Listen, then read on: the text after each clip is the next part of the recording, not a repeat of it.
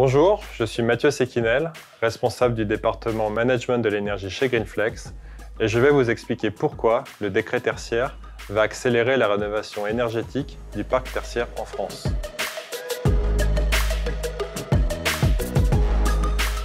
Le décret tertiaire est un texte de loi paru en 2019 qui donne de manière concrète les objectifs de réduction de la consommation énergétique du parc tertiaire pour les 30 prochaines années.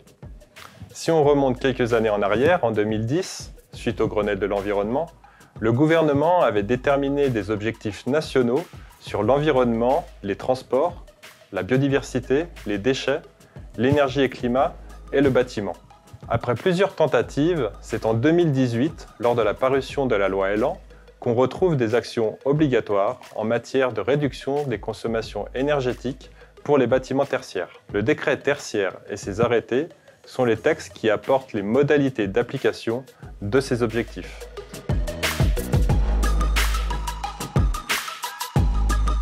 Le secteur tertiaire représente 17% des consommations énergétiques en France. L'objectif de la démarche, c'est la réduction significative des consommations énergétiques et donc des émissions de gaz à effet de serre. Le décret tertiaire a des objectifs chiffrés de manière triennale avec une obligation de baisse de 40% des consommations en 2030, 50% en 2040 et 60% en 2050 par rapport à une année de référence. Pour les bâtiments qui sont déjà considérés comme performants, ils devront quant à eux atteindre une consommation seuil qui dépend de leur activité. Pour bien saisir les enjeux, atteindre le premier objectif du décret tertiaire en 2030 implique une baisse des consommations de 3% par an par rapport à 2013.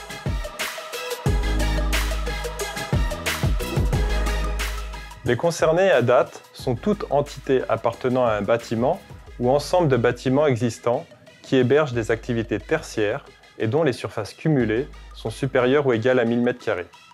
À titre d'exemple, le siège social d'une entreprise, un hôtel, un commerce, un lycée, dès lors que leur surface est supérieure à 1000 m², sont concernés. Dans un centre commercial de plusieurs milliers de mètres carrés, toutes les entités, quelle que soit leur surface, sont concernées, même la boutique de 200 m². De la même manière, pour un immeuble, on regardera toutes les surfaces tertiaires cumulées. Une activité tertiaire de quelques centaines de mètres carrés pourra être concernée.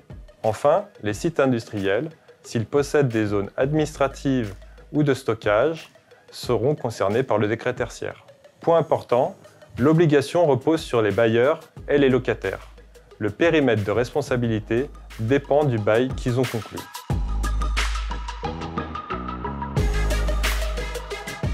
Déjà, la bonne approche consiste à mettre en place une stratégie et une organisation globale.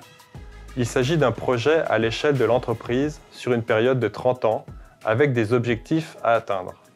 Il est donc nécessaire de se structurer et de se faire accompagner, c'est ce que Greenflex propose. Ensuite, de manière chronologique, il est important de comprendre l'état de son parc, à savoir quel est son périmètre assujetti, quelles sont les responsabilités entre propriétaires et bailleurs, quelles sont les consommations énergétiques et comment on les collecte efficacement. Il sera probablement nécessaire de réaliser des audits ou de dépoussiérer ceux déjà réalisés. Enfin, il s'agit de déployer son plan d'action pour atteindre les objectifs fixés et de piloter et communiquer annuellement ses consommations énergétiques.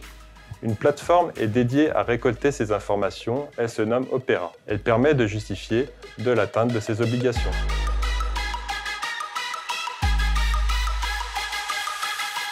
En tant qu'expert du management de l'énergie avec plus de 10 ans d'expérience et plus de 4000 sites gérés, nous avons les expertises pour accompagner les organisations à chaque étape du décret tertiaire, de la définition d'une stratégie globale d'entreprise jusqu'à la mise en œuvre, le financement et le suivi d'un plan d'action sur notre plateforme digitale.